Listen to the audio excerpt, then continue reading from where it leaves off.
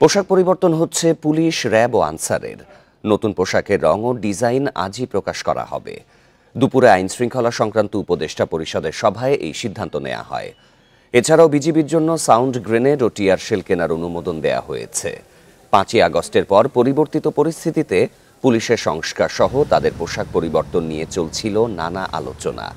আওয়ামী লীগ সরকারের পতনের পর 7 দিন পর্যন্ত পুলিশকে প্রকাশ্যে দেখা যায়নি। এরপর এই বাহিনীটিকে সচল করতে সংস্কারের উদ্যোগ নেয় অন্তর্বর্তী সরকার। তারই অন্যতম পোশাক পরিবর্তনের উদ্যোগ।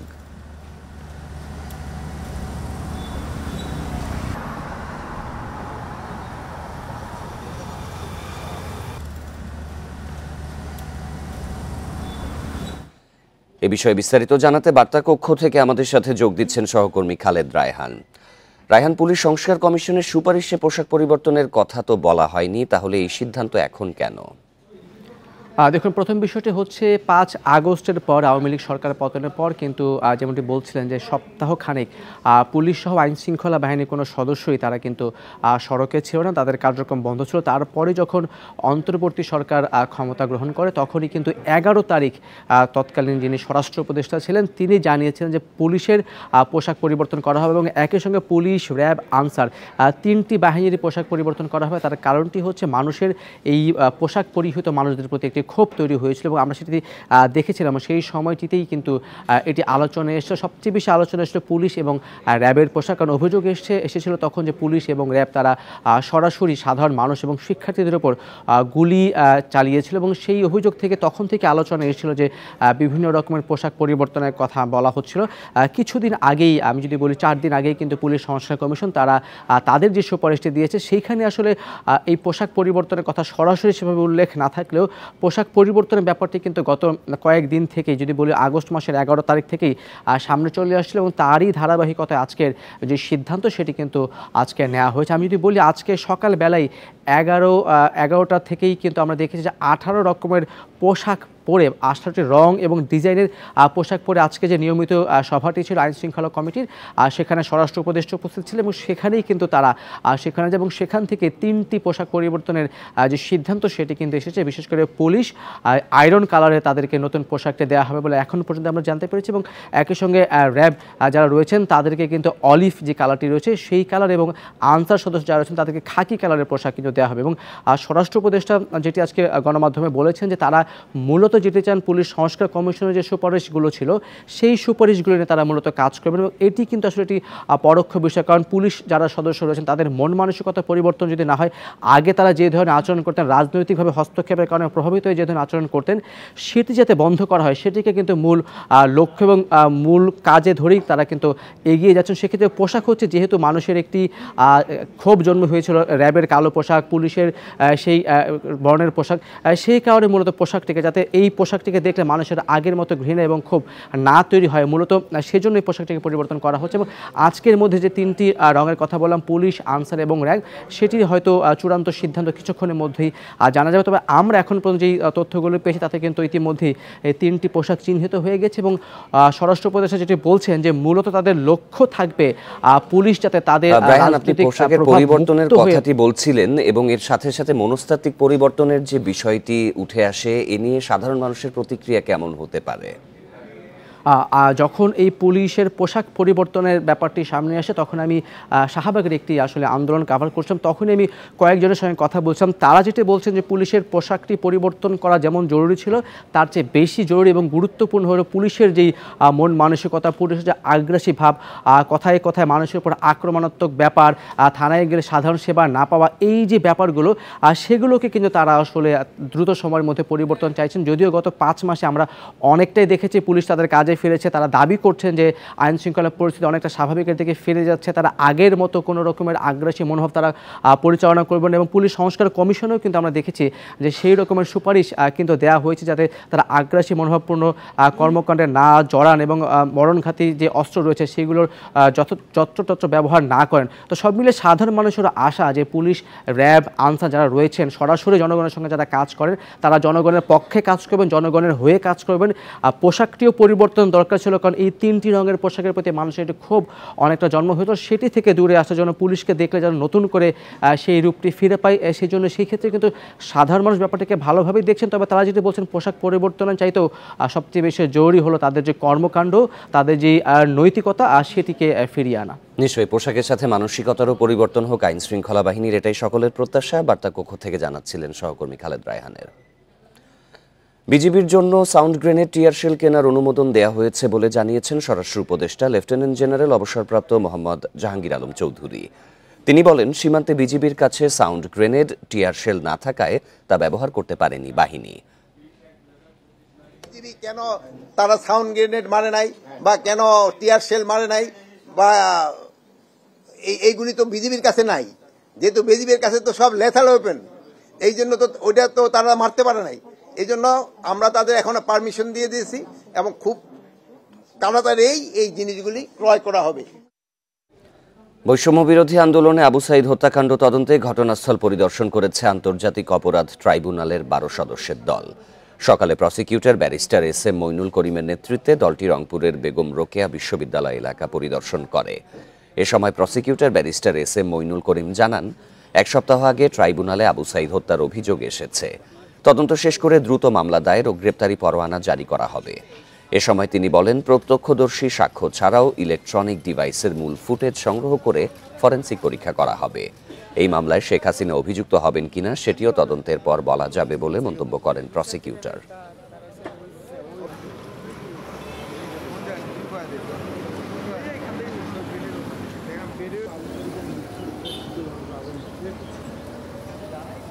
অভিযোগ আকারে যায়, আমরা এটা তদন্ত করি, তো প্রাথমিক সত্যতা পেলে তখন এটাকে মামলা হিসেবে আমরা গ্রহণ করি। আমাদের যে আলাদা তদন্ত সংস্থা, তাদের 12 জনের একটা টিম আমরা এসেছি।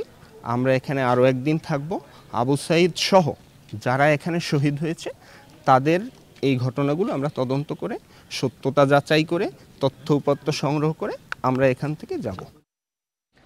জুলাই আগস্ট হত্যাকাণ্ডে যাত্রাবাড়ির এসি তানজিল সহ 3 পুলিশকে কারাগারে পাঠানোর নির্দেশ দিয়েছে আন্তর্জাতিক অপরাধ ট্রাইব্যুনাল।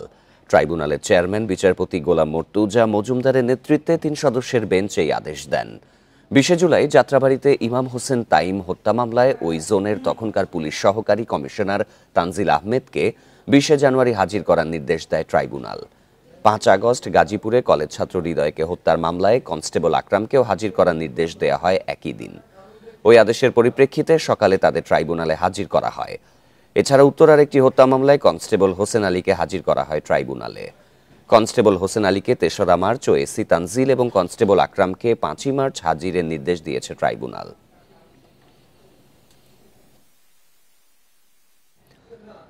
ভোটকেন্দ্র দখল সহ সব অনিয়মের বিরুদ্ধে প্রতিরোধ গড়ার আহ্বান জানিয়েছেন প্রধান নির্বাচন কমিশনার এ.এম.এম. নাসির উদ্দিন।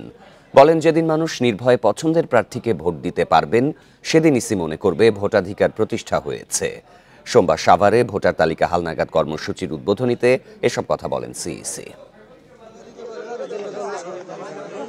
সবশেষ বাড়ি বাড়ি গিয়ে ভোটার তালিকা হালনাগাদ হয় 2022 সালে। সোমবার থেকে বাড়ি বাড়ি গিয়ে নারী, পুরুষ ও তৃতীয় লিঙ্গের ভোটারযোগ্য নাগরিকের তথ্য সংগ্রহের কাজ আবারও শুরু হলো। 2008 সালে 1 জানুয়ারি অথবা তার আগে যাদের জন্ম, যারা বাদ পড়েছেন তাদের ভোটার তালিকাভুক্তি ও মৃত ভোটারদের বাদ দেওয়ার সুযোগ থাকবে এই হালনাগাদে।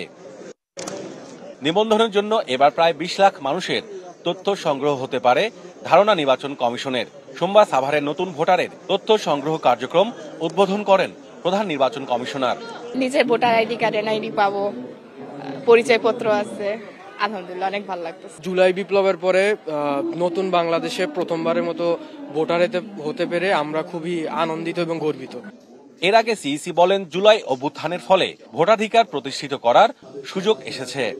ভোটের অধিকার কিন্তু প্রতিষ্ঠা হয় নাই। এই বিপ্লবের মাধ্যমে আমরা অধিকার প্রতিষ্ঠার একটা অপরচুনিটি পেয়েছি, সুযোগ পেয়েছি। এখন প্রতিষ্ঠার কাজটা করতে হবে আমাদের। এই প্রতিষ্ঠার কাজটার মধ্যে প্রথম ধাপ হচ্ছে এই যে ভোটার সুষ্ঠু ভোটার তালিকা। রোহিঙ্গা ভিনদেশীদের তথ্য সংগ্রহ না করার বিষয়ে আগেই মাঠ কর্মকর্তাদের সতর্ক করেছেন নির্বাচন কমিশনাররা। তো যারা তালিকায় থাকার কথা না, তার মধ্যে হচ্ছে মৃত ভোটার, সেটা বাদ দিতে হবে। ডুয়াল এন্ট্রি বাদ দিতে হবে। ডুয়াল এন্ট্রি সংখ্যা যদিও বা আশা করি খুব কম হবে। বিদেশি ভোটার বা বিদেশি লোক পৈত্র যদি ঢুকে যেয়ে থাকে, এই তিনটাই ক্যাটাগরি। একজন সাধারণ মানুষের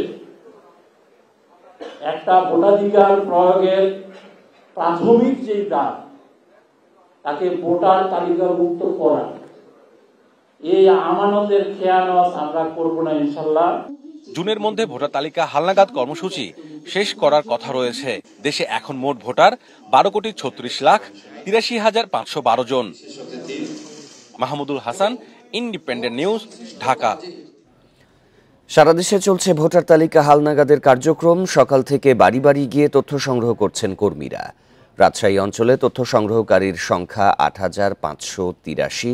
এরপর শুরু হবে ছবি তোলার কার্যক্রম। বরিশালে হালনাগাদ কার্যক্রমের সাথে সংশ্লিষ্টরা জানান, নির্দেশনা অনুযায়ী বাড়ি বাড়ি গিয়ে ভোটার তালিকা হালনাগাদ করা হচ্ছে। এ সময় নাম তথ্য যাচাইয়ে জন্ম নিবন্ধন সনদ, নিকটাত্মীয়ের ভোটার আইডি কার্ডের ফটোকপি ও পরীক্ষার সনদপত্র যাচাই করা হচ্ছে। খুলনায় তথ্য সংগ্রহকারী ও সুপারভাইজার মিলে মাঠ পর্যায়ে কাজ করছেন 1064 জন। বাড়ি বাড়ি গিয়ে তথ্য সংগ্রহের কাজ চলবে 3রা ফেব্রুয়ারি পর্যন্ত। 5ই ফেব্রুয়ারি থেকে ছবি ও বায়োমেট্রিক সংগ্রহ করা হবে।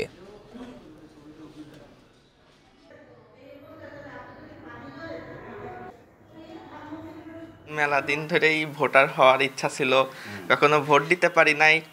সবাই দেখছি ভোট দেছে, আমারও ইচ্ছা থাকতো, এবার সেই ইচ্ছা পূরণ হচ্ছে। সুষ্ঠু, সুন্দর, অবাধ, নিরপেক্ষ ভোটার নির্বাচন সম্পন্ন করতে গেলে ভোটার তালিকা, নির্ভুল ভোটার তালিকা প্রয়োজন। সেই লক্ষ্যেই আমাদের এই কার্যক্রম পরিচালনা হচ্ছে। 1/1/2008 বা তার পূর্বে যাদের জন্ম তারিখ, তারা এই তালিকায় নাম অন্তর্ভুক্তিতে সুযোগ পাবে। আরও জানাতে রাজশাহী ও চুয়াডাঙ্গা থেকে যোগ দেবেন সহকর্মীরা। শুরুতেই যাব রাজশাহীতে, সেখানে রয়েছেন সহকর্মী মোস্তাফিজুর রহমান। মোস্তাফিজ, আজকে তো তথ্য সংগ্রহ চলছে, এখনো পর্যন্ত কতজনের তথ্য সংগ্রহ করতে পেরেছে?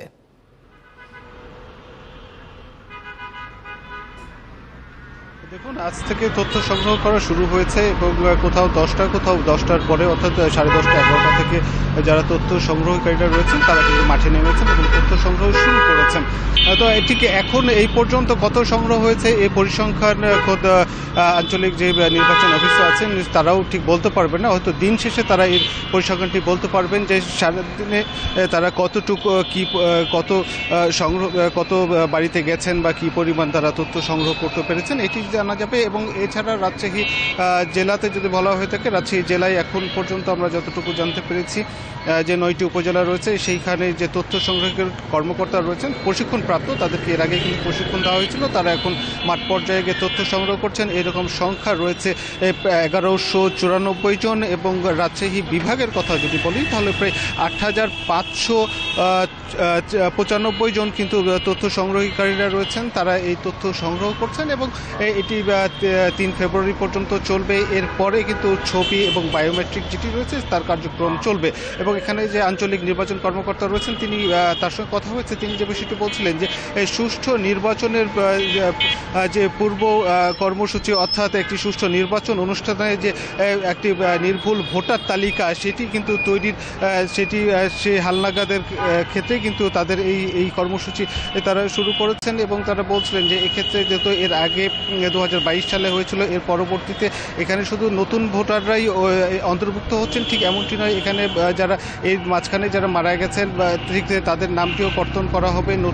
নতুন ভোটার যেমন সংযুক্ত হচ্ছেন, সেই সাথে এখানে সংশোধনীয় বিষয়টি রয়েছে, সেখানে সংশোধনীয় থাকছে এবং সেই সাথে নাম কর্তনের বিষয়টিও থাকছে, যার ফলে এখানে ঠিক নতুন ভোটার যারা এখানে হবেন, আমরা কথা বলেছিলাম যে বিভিন্ন পাড়া মহল্লায় যারা যাচ্ছেন বা নতুন ভোটারদের তথ্য সংগ্রহ করছেন, এখানে যারা নতুন ভোটার হিসেবে অন্তর্ভুক্ত হবেন তারা কিন্তু অনেকটাই উচ্ছ্বাসিত, কেননা তারা একটি নতুন আইডি কার্ড পেতে যাচ্ছেন বা জাতীয় সনদ তাদের সেখানে তারা পেতে যাচ্ছেন। সেই অন্তর্ভুক্তির প্রক্রিয়ায় তারা অংশগ্রহণ করলেন, এখানে কিন্তু তারা বেশ উচ্ছ্বাসিত আমরা দেখেছিলাম। সেই সাথে মাঠকর্মীরাও কিন্তু তারা নেমেছেন এবং তারা তথ্য সংগ্রহ করছেন এবং তারা কোনো প্রকার প্রতিবন্ধকতা ছাড়াই কিন্তু তারা বাড়ি বাড়ি যাচ্ছেন, তথ্য সংগ্রহ করছেন এবং মানুষ কিন্তু তাদেরকে উৎসাহ উদ্দীপনার সাথে কিন্তু মানুষ এই কার্যক্রমের সঙ্গে অংশগ্রহণ করছে। অর্থাৎ এখানে বলা যেতে পারে যে সাধারণ নাগরিক যারা রয়েছেন, সাধারণ মানুষ যারা রয়েছেন, তারা কিন্তু যে তথ্য সংগ্রহকারী যারা রয়েছেন তাদেরকে কিন্তু সহায়তা করছেন এবং তারা যথাসম্ভব চেষ্টা করছেন যে নির্ভুল তথ্য দেওয়ার জন্য। এবং সেই সাথে একটি বিষয় থাকে যে এই জাতীয় পরিচয়পত্রের যে তথ্য সংগ্রহ করা হচ্ছে, এরপরে কিন্তু অনেক ক্ষেত্রে দেখা যায় যে ভুল তথ্য চলে আসে। অর্থাৎ অনেকের নামের ক্ষেত্রে, নামের বানানের ক্ষেত্রে ভুল চলে আসে বা বাবা মায়ের নামের ক্ষেত্রে ভুল চলে আসে, সেটি পরবর্তীতে সংশোধনীতে কিছুটা হলেও তাদেরকে বেগ পেতে হয়। ঠিক এই বিষয়টি কিন্তু যারা তথ্য সংগ্রহকারী রয়েছেন তাদেরকে কিন্তু বারবার স্পষ্ট করে বলে দেওয়া হয়েছে এই জাতীয় ভুল যেন তারা না করে থাকেন। অর্থাৎ তথ্য যখন সংগ্রহ করবেন তারা যেন সতর্কতা এখানে প্রয়োজন। মুস্তাফিজুর সাথেই থাকবেন। এবারে চুয়াডাঙ্গার পরিস্থিতি জানাতে যোগ দিচ্ছেন সহকর্মী মানিক আকবর। মানিক, এই তথ্য সংগ্রহের ক্ষেত্রে মাঠ পর্যায়ে চুয়াডাঙ্গায় কতজন কাজ করছেন, কখন থেকে সকালে কার্যক্রম শুরু হয়েছে? চুয়াডাঙ্গায় মাঠ পর্যায়ে কাজ করছে 450 জন তথ্য সংগ্রহকারী এবং 104 জন সুপারভাইজার এই কাজ তদারকি করছে। আজ সকাল থেকে এই কাজ শুরু হয়েছে এবং আমি চুয়াডাঙ্গা জেলা নির্বাচন অফিসের কর্মকর্তাদের সাথে কথা বলে জানতে পেরেছি যে এই কার্যক্রম সুষ্ঠুভাবে চলছে এবং এর আগের দিন গতকাল জেলা প্রশাসক মহোদয়ের সম্মেলন কক্ষ থেকে জেলা প্রশাসক এই তথ্য সংগ্রহের ব্যাপারে সার্বিক সহযোগিতার জন্য অনুরোধ জানিয়েছেন এবং তথ্য সংগ্রহকারীদের প্রতি নির্দেশনা আছে যাতে একেবারেই নির্ভুলভাবে তারা তথ্য সংগ্রহ করেন, যাতে কোনো ক্রমেই কোনো ভুল ত্রুটি না থাকে। যাদের জন্ম 1/1/2008 তারিখে কিংবা তার আগে তারা এই তালিকায় অন্তর্ভুক্ত হতে পারবেন এবং এই কার্যক্রমের পর তালিকা সংগ্রহের পর যেটা হবে সেটা হচ্ছে যাচাই বাছাই হবে এবং এখানে কম্পিউটার যারা কম্পিউটার সেকশনে কাজ করবেন তাদের একটি টিম গঠনের জন্য আবেদন আহ্বান করা হয়েছে। সেই আবেদন জমা দেওয়ার আজকেই শেষ দিন। এরপরে ওই টিম এগুলো যাচাই বাছাই করবে। চুয়াডাঙ্গা জেলায় এই সার্বিক কার্যক্রম, এরপরে এর ভিতরে থাকবে ছবি তোলার কাজ। এই সার্বিক কার্যক্রম চুয়াডাঙ্গা জেলায় শেষ হবে 11 এপ্রিল এই কার্যক্রম শেষ হবে। চুয়াডাঙ্গা জেলা নির্বাচন অফিস থেকে আমি জানতে পেরেছি এই জেলায় 9,78,330 জন ভোটার আছে। এর সাথে যে কার্যক্রম শুরু হবে হালনাগাদ এই কার্যক্রমের পর এই ভোটারগুলো এখানে অন্তর্ভুক্ত হবে।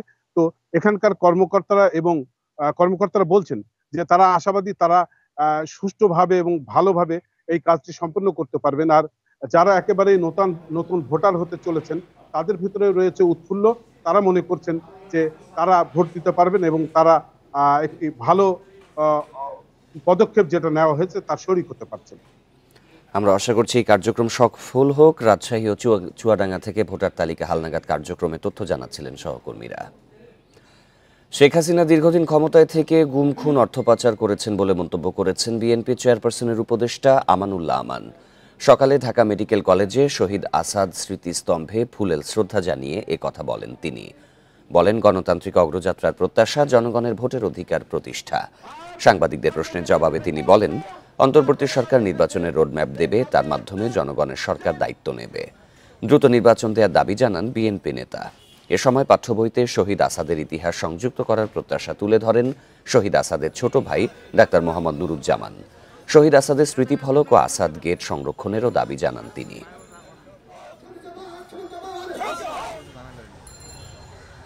শেখ হাসিনা যখন দীর্ঘদিন একদলীয় শাসন কায়েম করেছিল এবং মানুষের উপর নির্যাতন, নিপীড়ন, হত্যা, গুম, খুন করেছিল এবং বাংলাদেশের মানুষ ফুঁসে উঠেছিল।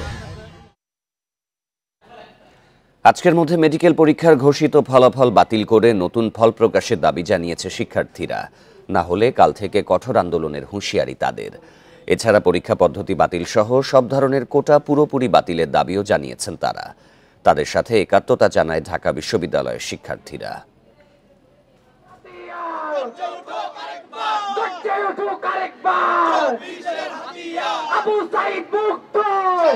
আবারও কোটার বিরুদ্ধে আন্দোলনে শিক্ষার্থীরা।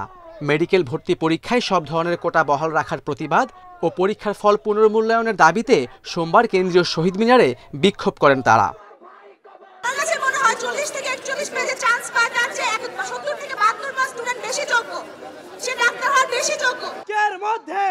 এই ফলাফল পুনঃপ্রকাশ করতে হবে যাতে কোনো প্রকার কোটা থাকবে না, কোটা থাকবে না, কোটা থাকবে না। যোগ্য শিক্ষার্থীদের তাদের মেধা প্রকাশ করার সুযোগ দেওয়া হয়, অযোগ্য কোনো শিক্ষার্থীকে মেডিকেল ও ডেন্টাল কলেজগুলোকে ভর্তির সুযোগ দেওয়া হবে না।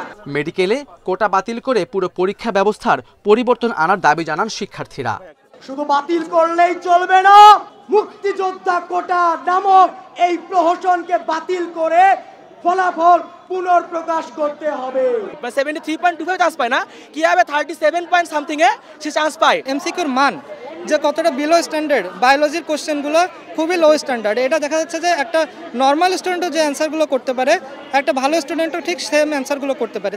মেডিকেল শিক্ষার্থীদের সাথে একাত্মতা জানান ঢাকা বিশ্ববিদ্যালয়ের শিক্ষার্থীরাও। ভর্তি পরীক্ষা ও চাকরি সহ সব পরীক্ষায় অযৌক্তিক কোটা পুরোপুরি বাতিলের দাবি জানান তারা। পোষ্য কোটা সহ অন্যান্য যে সমস্ত অযৌক্তিক কোটা রয়েছে 24-এর গণঅভ্যুত্থান পরবর্তী বাংলাদেশে অতি দ্রুত সময়ের মধ্যে সেগুলোকে বাতিল করতে হবে। বর্তমানে মুক্তিযোদ্ধার সন্তানদের জন্য 5%, পাহাড়ি জনগোষ্ঠীর জন্য 2% এবং ক্ষুদ্র নৃগোষ্ঠীর জন্য 1% কোটা সংরক্ষিত আছে। সে অনুযায়ী রোববার মেডিকেল পরীক্ষার ফল প্রকাশ করে কর্তৃপক্ষ। খালেদ রায়হান, ইন্ডিপেন্ডেন্ট নিউজ, ঢাকা। থামছে না বাংলাদেশ ভারত সীমান্ত উত্তেজনা। নানা ইস্যুতে কয়েকদিন পরপরই ফুঁসে উঠছে সীমান্তের মানুষ। চাঁপাইনবাবগঞ্জে দুই দেশের জনগণের মধ্যেও ঘটেছে দিনভর সংঘর্ষ। অন্তর্বর্তী সরকারকে ভারতের মেনে না নেয়াকে সংকটের কারণ বলছেন বিশ্লেষকরা। তাই কূটনৈতিকভাবে সমস্যা সমাধানের পাশাপাশি জাতিসংঘে যাওয়ার পরামর্শ তাদের। সীমান্তে কাঁটাতারের বেড়া নিয়ে ভারত বাংলাদেশ সীমান্তের কয়েকটি স্থানে উত্তেজনা বেশ কিছুদিন ধরে। এর মধ্যেই গাছ বা ফসল নিয়ে চাঁপাইনবাবগঞ্জ সীমান্তে আবার উত্তেজনা। ভারতের লোকজন বাংলাদেশে ঢুকে পড়লে শুরু হয় পাল্টাপাল্টি ধাওয়া। এক পর্যায়ে বিএসএফ এর পক্ষ থেকে সাউন্ড গ্রেনেড ও টিয়ার শেল নিক্ষেপ করা হয়। এতে আহতও হন কয়েকজন বাংলাদেশি। আগে থেকে অ্যাক্টিভ ছিল আমাদের উপর আক্রমণ করার জন্য। আমরা যাওয়ার পর দেখি আমাদের লোক কিছু হওয়ার পর দেখি ওরা আরও লোক বেড়ে চলে আসে। তারা দেশীয় অস্ত্র নিয়ে এসে আমাদের শূন্যরেখা অতিক্রম করে প্রায় ম্যাক্সিমাম 50টি আম গাছ, অনেক গম এবং কলা গাছ, বড়ই গাছ, তারা এগুলো কেটে আমাদের অনেক ক্ষতিগ্রস্ত করেছে। বিশ্লেষকরা বলছেন সীমান্তে দুই দেশের মানুষের আদান প্রদান প্রতিদিনের চিত্র। 5 আগস্টের পর সম্পর্কের টানাপোড়েনে যা ব্যাহত হচ্ছে। এছাড়াও শেখ হাসিনার ভারতে আশ্রয়, বন্যা, সীমান্ত হত্যা, সংখ্যালঘু নির্যাতনের গুজব, ভিসা বন্ধ সহ নানা ইস্যুতে সম্পর্কের অবনতি হচ্ছে। এর মধ্যে ভারতের কাঁটাতারের বেড়া বৈরিতায় নতুন মাত্রা, যাতে সীমান্তরক্ষী বাহিনীর সঙ্গে যোগ হয়েছে দুই দেশের জনগণও। সীমান্তে জনগণের মধ্যে এই আদান প্রদান চলাফেরা থাকবে। আপনি কাঁটাতারে বেড়া দিয়ে তাদের এটা বন্ধ করতে পারবেন না। স্বতন্ত্র স্বাধীন দেশ হিসেবে আমাদের অধিকারটা ফিরে পেয়েছে, আমি বলবো সেই দিক থেকে। এটা তাদের জন্য গাত্রদাহের কারণ হতেই পারে। অন্তর্বর্তী সরকার আসার পর সীমান্তে নজরদারি বাড়িয়েছে দুই দেশই। এজন্য উচ্চ ক্ষমতার ক্যামেরা সহ বিশেষ যন্ত্র স্থাপনের অভিযোগ ভারতের বিরুদ্ধে, যা সীমান্ত চুক্তির সুস্পষ্ট লঙ্ঘন বলছেন বিশেষজ্ঞরা। আলোচনা মাঠে তাদেরকে আনতে হবে। তারাও কিন্তু আমাদের উপর নির্ভরশীল। আমাদের ছেড়ে তারা কি চলতে পারবে? যদি এটাকে এর পরবর্তীতে থামাতে হয় যে আর যাতে দিতে না পারে, সেক্ষেত্রে এটাকে আরও উপরের লেভেলে নিতে হবে। এই যে আন্তর্জাতিক চুক্তির বরখেলাপ হলো, অবশ্যই আমরা জাতিসংঘে অবহিত করতে পারি। 4156 কিলোমিটার সীমান্তের 3271 কিলোমিটার এরই মধ্যে কাঁটাতারের বেড়া দিয়েছে ভারত। বাকি 885 কিলোমিটারেও বেড়া নির্মাণের চেষ্টা চলছে। রেজওয়ানুল হক, ইন্ডিপেন্ডেন্ট নিউজ, ঢাকা। চাঁদার দাবিতে বাংলাদেশে পণ্য নিয়ে আসার সময় আটক 3টি কার্গো জাহাজের মধ্যে 2টিকে ছেড়ে দিয়েছে আরাকান আর্মি। আরাকান আর্মির হাতে এখন আটকা একটি কার্গো। স্থলবন্দর পরিচালনাকারী প্রতিষ্ঠান ইউনাইটেড ল্যান্ড পোর্ট টেকনাফ লিমিটেডের মহাব্যবস্থাপক মোহাম্মদ জসিম উদ্দিন চৌধুরী জানান, দুপুরে কার্গো দুটি টেকনাফ স্থলবন্দরে নোঙর করে। মিয়ানমারের কার্গোগুলোতে বাংলাদেশি ব্যবসায়ীদের আমদানি করা পণ্য ছিল বলে জানান তিনি। এর আগে চাঁদার দাবিতে বৃহস্পতিবার একটি ও শুক্রবার 2টি কার্গো নাফ নদী থেকে আটক করে আরাকান আর্মি। মিয়ানমারে চলমান গৃহযুদ্ধে 8 ডিসেম্বর রাখাইন রাজ্যের মংরু টাউনশিপের নিয়ন্ত্রণ নেয় বিদ্রোহী গোষ্ঠীটি। এরপর থেকে পণ্যবাহী জাহাজ টেকনাফ বন্দরে আসেনি। সবশেষ 3রা ডিসেম্বর মিয়ানমার থেকে টেকনাফ স্থলবন্দরে আসে পণ্যবাহী জাহাজ। ওরা চেক করার জন্য বুটগুলো নিয়ে গেছিলো, চেক করার পরে বুটগুলো ছাড়িয়ে দিচ্ছে। একটা আছে ওইটাও চেক করার পরে ছাড়িয়ে দিয়ে ওইভাবে শুনতেছে। অনেক প্রভাব পড়বে এখানে, কারণ ওই সব ব্যবসায়ীরা ওই চট্টগ্রামমুখী হয়ে যাবে। অলরেডি 60% চট্টগ্রাম চলে গেছে। এখনো বিনামূল্যের 26 কোটি পাঠ্য বই ছাপানো হয়নি, তবে দিনরাত ছাপাখানাতে কাজ চলছে বলে জানিয়েছে মুদ্রণ মালিক সমিতি। কাগজের সংকটের কারণে কিছুটা সমস্যা হচ্ছে বলে জানান তারা। এনসিটিবি বলছে এরই মধ্যে কাগজ আমদানির সিদ্ধান্ত নেওয়া হয়েছে। ফেব্রুয়ারির মাঝামাঝি সব বই ছাপা শেষ হবে।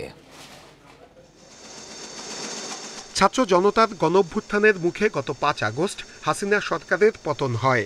এরপর বাতিল করা হয় নতুন শিক্ষাক্রম, সেই সঙ্গে পাণ্ডুলিপি পরিমার্জনের সিদ্ধান্ত নেওয়া হয়। বই ছাপাতে সাধারণত 4 থেকে 5 মাস সময় লাগে।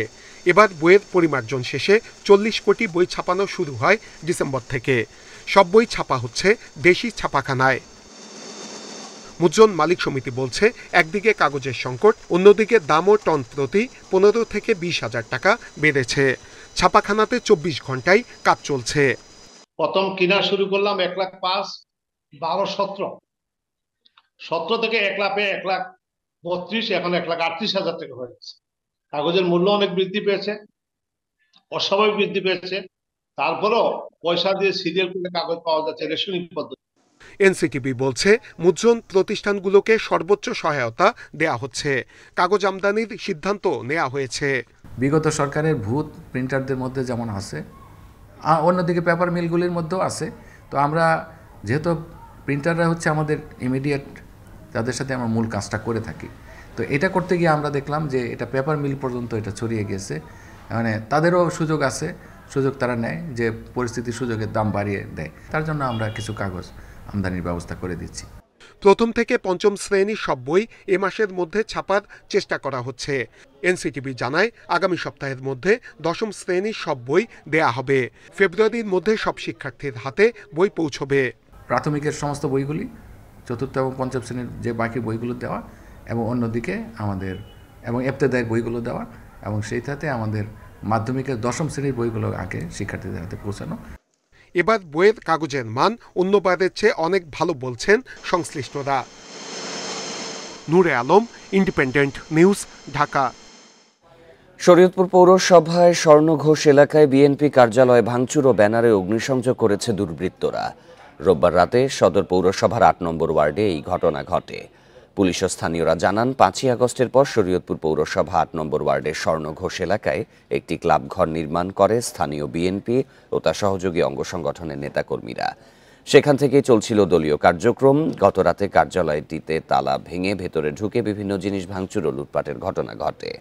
এরপর ককটেল বিস্ফোরণ ও অগ্নিসংযোগ করে পালিয়ে যায় দুর্বৃত্তরা। পরে আগুন নিয়ন্ত্রণে আনে স্থানীয়রা। ঘটনাস্থল থেকে একটি ককটেল উদ্ধার করেছে পুলিশ।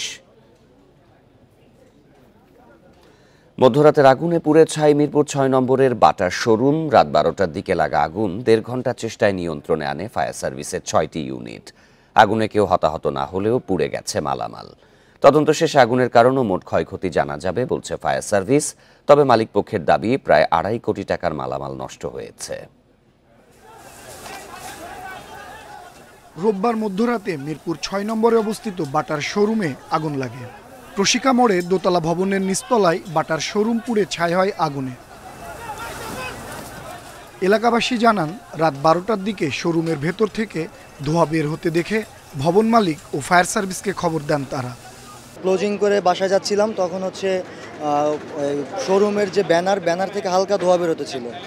তো ওই অবস্থায় কিছু লোক জড়ো ছিল, ওই তাৎক্ষণিক ফায়ার সার্ভিসকে ফোন দিছে। প্রথমে করলো, ওই একটা সিলিং ভাঙলো, ভেঙে দেখে ওইখানে কিছু নাই। পরে 2টা তালা ভাঙলো, ভেঙে ভিতরে ঢুকে দেখে অনেক খারাপ অবস্থা, ধোঁয়ায় একদম ভর্তি। শোরুমের ম্যানেজার জানান, 2.5 কোটি টাকার মতো মালামাল ছিল সেখানে, যার পুরোটাই পুড়ে শেষ। আগুনের কারণ জানা না গেলেও কেউ উদ্দেশ্যপূর্ণভাবে আগুন লাগিয়েছে এমনটাই সন্দেহ বাড়ির মালিকের। 2.5 কোটি বা তার বেশি প্রোডাক্ট আছে, ফার্নিচার আছে, এখন তো সবই শেষ। বুঝতে পারতেছেন এটা কিভাবে লাগছে, কেউ লাগাইছে, কারণ আমাদের একটু ঝামেলা আছে। খবর পেয়ে একে একে ঘটনাস্থলে আসে ফায়ার সার্ভিসের 6টি ইউনিট। 1.5 ঘন্টার চেষ্টায় রাত 1:35 আগুন নিয়ন্ত্রণে আসে। ফায়ার সার্ভিস বলছে, বৈদ্যুতিক শর্ট সার্কিট থেকে আগুনের সূত্রপাত হয়ে থাকতে পারে। গুদামটা অনেক ভিতরে, যে এটা ভিতরে যাওয়া খুবই সরু রাস্তা ছিল, যার কারণে আগুনটা আমাদের নিভাতে একটু ব্যাগ পেতে হচ্ছিল। আর প্রচণ্ড ধোঁয়া সৃষ্টি হচ্ছিল, যেহেতু জুতার কারণে রাবার জাতীয় পদার্থ থেকে প্রচণ্ড প্রকারে ধোঁয়া সৃষ্টি হয়। আগুন নেভাতে এলাকাবাসী সহায়তা করলেও বিপুল সংখ্যক উৎসুক জনতার ভিড়ে অগ্নি নির্বাপনে বেগ পেতে হয় ফায়ার সার্ভিসের। আনোয়ার সাদাত নূর, ইন্ডিপেন্ডেন্ট নিউজ, ঢাকা। অগ্নি নির্বাপন ব্যবস্থার জন্য খরচে ভবন মালিকদের অনীহা আর আইন প্রয়োগে শিথিলতার কারণে রাজধানীর বহুতল ভবনে বারবারই আগুন লাগছে। পানির অভাব, যানজট, সরু রাস্তা, বিদ্যুৎ ও ইন্টারনেটের তারের কারণে আগুন নেভানোর সময় বেগ পেতে হয়। নিজস্ব নির্বাহী ম্যাজিস্ট্রেট না থাকার কারণে আইন প্রয়োগ করতে পারছে না ফায়ার সার্ভিস। শীতের সময় রাজধানীতে বহুতল ভবনে অগ্নিকাণ্ড যেন স্বাভাবিক ঘটনা হয়ে গেছে। শুক্রবারও হাজারীবাগে ফিনিক্স লেদারের 7তলা ভবনের 5ম তলায় আগুন লাগে, যেখানে ছোট ছোট কারখানা চালায় বিভিন্ন প্রতিষ্ঠান। আগুন লাগার পর সরু রাস্তার কারণে ফায়ার সার্ভিসের বড় গাড়িগুলো ঘটনাস্থলে যেতে পারেনি, এমনকি বড় লেডার ওঠানোর মতো জায়গাও পাওয়া যায়নি। আগে 2বার আগুন লাগার পর ভবনটিকে আগুন ব্যবস্থাপনার জন্য চিঠি দিলেও কাজ হয়নি। ডিসেম্বরে সচিবালয়ে ভয়াবহ আগুনে পুড়ে যায় 5টি মন্ত্রণালয়। সেখানে ফায়ার সার্ভিস চিঠি দিলেও কান দেয়নি মন্ত্রণালয়, এমনকি সচিবালয়ে নেই ইমার্জেন্সি সিঁড়ি সহ পর্যাপ্ত নিরাপত্তা ব্যবস্থা। মোবাইল কোর্টে আমাদের একটা সীমাবদ্ধতা রয়েছে যে আমাদের নিজস্ব কোনো ম্যাজিস্ট্রেট নাই, আমাদের লোকাল গভর্নমেন্টের উপর নির্ভর করে অথবা অন্যান্য সংস্থার উপর নির্ভর করে থাকতে হয়। মামলার ক্ষেত্রে জটিলতা আছে, আপনি জানেন যে সংস্থা কর্তৃক কোনো মামলা ওইভাবে নিতে চায় না, আইনত কারোর নামে দিতে হয়, মানে যিনি বাদী হয়ে মামলা করবেন তার নামটা উল্লেখ করতে হয়। এখানে জটিলতা রয়েছে যে এই ইন্সপেক্টর তো 2 দিন পরে পোস্টিং হয়ে আরেক জায়গায় চলে যাবে, তখন এই মামলাটা কীভাবে পরিচালনা হবে। বিশ্লেষকরা বলছেন ফায়ার সার্ভিস কাজ শুরু করার আগেই ফায়ার ডিটেকশন সিস্টেম থাকলে ক্ষয়ক্ষতি কমানো সম্ভব।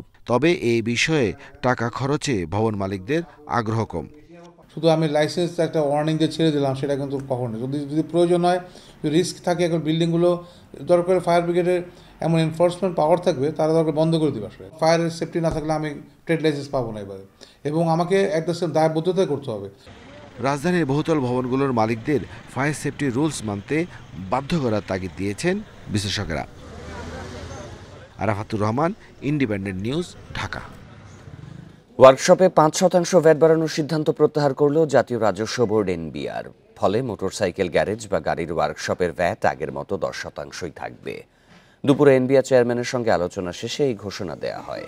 এর আগে গত 9 জানুয়ারি শতাধিক পণ্য সেবায় ভ্যাট ও শুল্ক বাড়ায় সরকার। তখন ওয়ার্কশপ সেবার ওপর ভ্যাট 5% বাড়িয়ে 15% করা হয়। প্রতিবাদের মুখে গত 16 জানুয়ারি হোটেল রেস্তোরাঁ খাতেও ভ্যাট বাড়ানোর সিদ্ধান্ত প্রত্যাহার করে এনবিআর। এই ছিল বিরতিহীন সংবাদ দুপুরে। আমন্ত্রণ পরের আয়োজনে।